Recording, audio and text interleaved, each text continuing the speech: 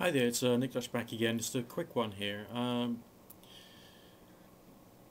couple of days ago, Daryl Sloan uploaded a video which was about how to decide if there's an afterlife, and he provided a very interesting point of view based upon his own theological concepts, which I thought was very good, very interesting. But in some respects, I feel the need to see the same things from a different point of view. I mean, all spiritual or universal consciousness concepts are just points of view. We have to accept that. I mean, we won't know each and every single stage of what happens after we're dead until we get there. Just as I won't necessarily know everything that's going to happen when I go on holiday in France until I get to France. I might have some plans, I might have some ideas, I might have done some research into France, the French diet, things that are there to be done, or things that some people think will be open at that time. But as far as what is actually going to happen, that's another issue. You could get robbed, or you could find a really cool type of baguette that you really enjoy. There's a million and one different possibilities that could possibly happen when you go to France. And when it comes to something more amorphous, more complex, such as personal spiritual experience and impressions of what we believe might or might not happen on the other side, so to speak, then it gets even more woolly and even more difficult to think about or plan than going to France whilst you're still alive. Daryl said something against the possibility of there being a form of survival in your conscious individual form. Namely, kind of like a disbelief, so to speak, or something which seemed to be, I will say, a disbelief in ghosts or the astral body. From my point of view as someone who has experienced an astral projection, I would say that there is still the possibility of the maintenance of consciousness to a certain extent. From Daryl's point of view, it seems like your consciousness kind of like dissolves and becomes part of the one consciousness, or somehow becomes one with the universe. I might have misunderstood this, or maybe I wasn't paying full attention because I was making dinner at the time whilst I was listening to the video in the background. But that might happen. But maybe there are different levels that you go through in order to get to that point in the end. And what if it's not a question of the slate being wiped clean, okay, as you go through the process of death, physical death and dying and moving on to whatever the next stage of existence is. Maybe we can find a reason to live. I mean, if there is like a one universal consciousness of which I am somehow a part, don't I have some kind of feeling of moral responsibility to try and look after what I've been given? Physically, mentally, emotionally, psychologically, spiritually. Okay, maybe there is a inferred, shall we say, reason to work on yourself and reason to grow. Because if we're all part of this one universal being, and there is all kinds of things which could happen in this world. There's maybe sickness or resentfulness or bitterness or anger or injustice which happens in the world. And we experience it psychologically or emotionally or in some respects. Maybe we need to, or it might be considered to be a inferred purpose to try on and work on these things and to try and grow beyond damage which has happened to us over the years, to be there for other people when they're in their damage or they're in their negativity in one form or another. Maybe that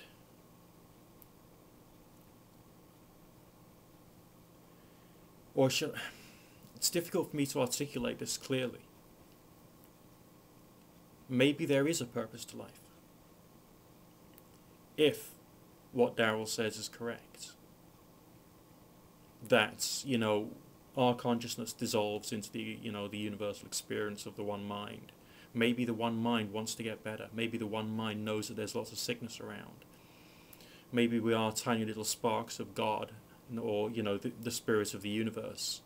And that spirit of the universe wants to somehow be healed, to get better, to recover, to be able to instruct other people in positive things, to do some kind of good.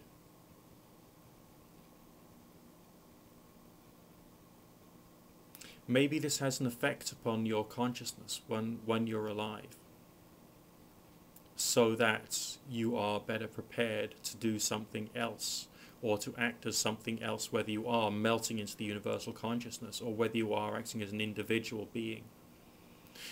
Some of the experiences that I've had, I can't say precisely what they mean, none of us can. But there is an inferred message in them, that of choice, that of needing to experience some kinds of pain, so that we as conscious individuals who have choice can do something about those pains. Whether they are physical, whether they are emotional, whether they are intellectual, whether they are financial, whether they're to do with your family, your community, your society. The situation you find yourself in. Maybe the growth of empathy that we feel for humans and animals is something which has been provided for us, not just so that we can prosper in our family units and care for the young, but so that we can learn to find ways of caring for the wider world. And as we do so, the spirit of the Gaia entity, of this tiny little blob of consciousness, which is planet Earth, can, through tiny little degrees, steadily progress in the right direction. And as that happens, it could have an effect over millennia, okay, which could influence another star, another planet, another galaxy. Or if there is a universal consciousness, maybe it will actually penetrate throughout the whole universe, given enough time and enough work.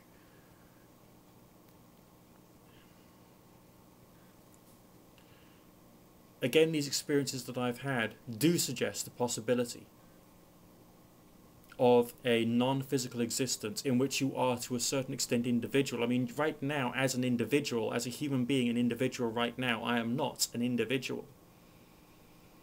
The very fact that I can breathe right now, I can take in oxygen, that is the product of numerous microscopic organisms in the ocean, without whom I would not be able to breathe. They help to make an environment which I have evolved to be able to be a part of. I am breathing the air which is filtered through the leaves and the bodies of trees.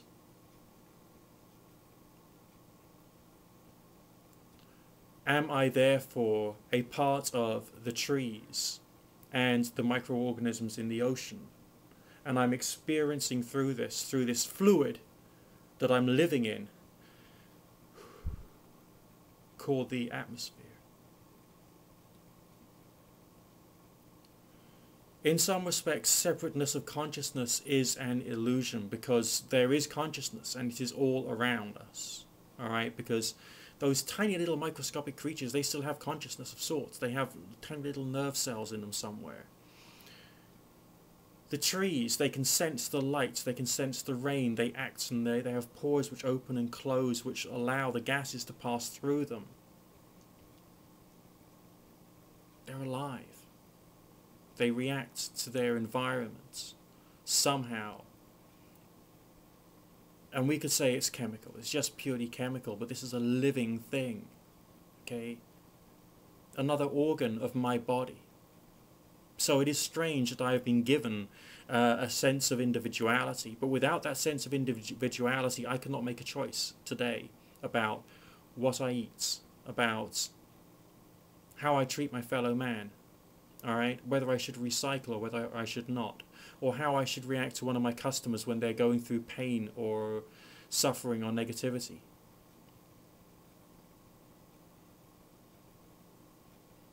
Am I an individual? Yes. But I'm an individual who is dependent upon the rest of the world, and the rest of the world is to a certain extent and in ways in which I cannot understand or express connected to me, and it's all part of the same thing. But yes, I have an individual consciousness which provides me with the ability to be able to make choices and to have a variety of understanding which is unique amongst the animal kind. Just as there's different layers of existence on the face of the planet, there are creatures who are involved in death and decay, like the vulture, whose digestive systems have been perfectly adapted to kill off the germs of diseases, so they don't get into the water supply and make other animals sick. And just there are also those who are involved in the beautiful aspect, the flowers, the plants, those which provide the oxygen that the animals that clean up the dead have to breathe to live. There's different layers and different types and different subsets of creatures which are all part of the ecosystem. And if that is the way in the physical world, is it possible that that is also the way in the spiritual universal consciousness? Some beings having independent thought so they can make choices and act as stewards over other aspects of the complexity of the world. I mean, the physical world itself, I mean, dark matter is, what is it? Dark matter and dark energy is like 90% of the universe or something crazy like that, a massive figure. All the stuff that we can experience is so limited, okay?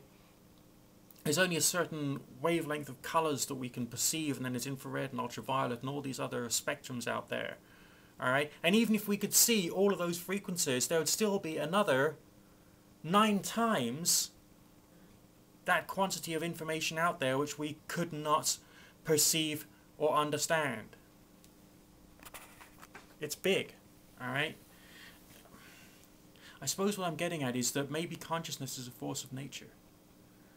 I mean, I'm using the words like maybe an awful lot. I'm not trying to give a question as if the question was an answer. I'm giving questions because I've got questions to ask, okay? How can it... I mean, it's more like how can't it be that there are beings outside of the physical who have individual consciousness and who can make decisions, just as there are evolved, developed creatures like ourselves who are independent and have our own individual thoughts, but yet we're still a part of the trees and the microorganisms in the ocean. Alright? Just as I'm not aware of my liver right now, I don't feel it going, hey, I'm your liver. I'm hurting, or I'm happy, or I'm dancing. You know, it's just there. I'm not aware of it. I'm not aware of all the trees in the rainforest.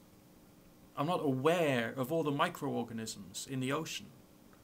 But they're a part of me. And I am one of these creatures who has independent consciousness and can make some decisions. Alright?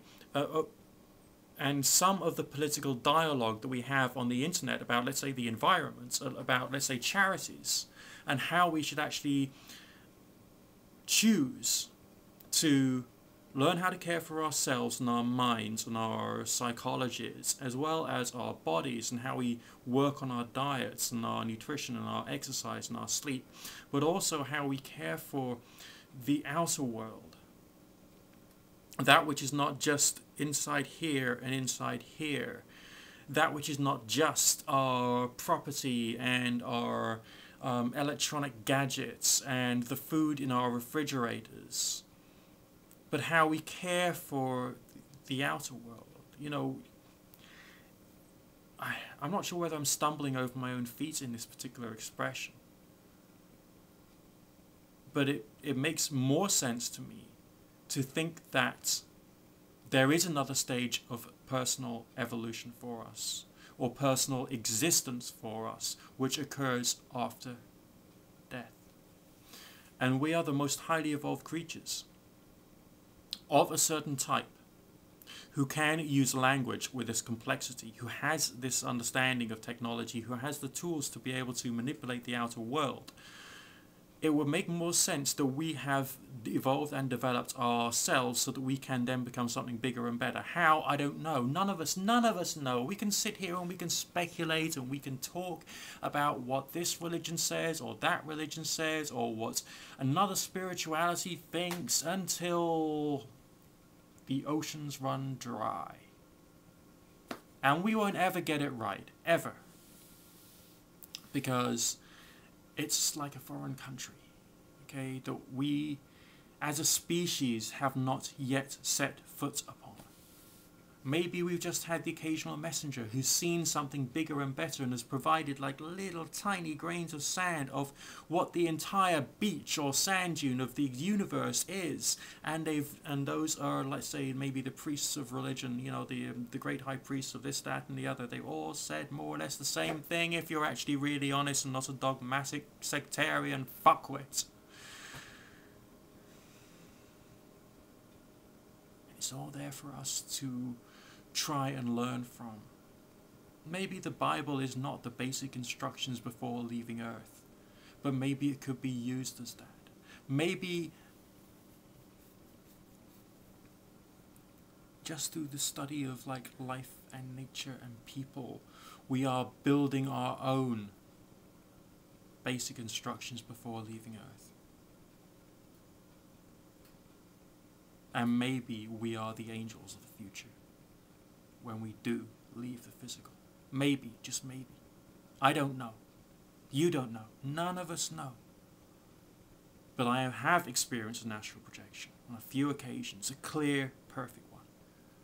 Okay, they're very difficult to do. They can't or don't always work, but I have had them. And that's shown me the possibility of consciousness outside of the physical. I have experienced spiritual healing.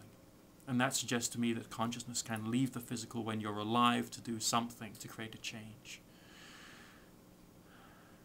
And so many more things that suggest the possibility of consciousness outside of the physical being a real, legitimate phenomena, and that the physical is a temporary dream that we have to go through in order to somehow purify ourselves through going through all these levels of initiation of birth and the pains of birth, and then childhood, and then adolescence and all the unpleasantness associated with that, and then going through young adulthood and building social skills and learning how to purify ourselves for our careers so that we can do well and look after ourselves, and also the charitable aspect of our existence and how we can care for other people, and just going through every fucking thing. Health, disease, sickness, pain, misery, relationship breakups, all these things, so that we can, if we choose, try and grow well enough to deserve to be able to do some good in the outer, on the other side, at the next level, with that next stage which happens after the physical. It's all hypothetical at best. Yes, it is. And this may be a lousy argument, I don't know. But I'm telling you, this is a tiny drop in the bucket of how I decide whether it's worthwhile concluding that there is a possibility of life after death. And you can disagree with it, or you like it, and you've got a right to, whoever you are. Okay? And I've got a right to disagree with you. But I think this life thing is bigger than your 70 years and 10. I think this life thing is bigger than what happened before you were born. I think it's bigger than what happened after you will die. And I think it's bigger than whilst you're alive than you could possibly think, in my humble opinion. And I could easily be wrong, and I could be barking up the wrong tree and being a complete, total, new age lunatic fuckwit, whatever you want to call me, I don't care. But this is what I think. And I think that gives me a little bit of a feeling of purpose. a little bit of a feeling of awe, reverence, and something amazing. Thank you for watching.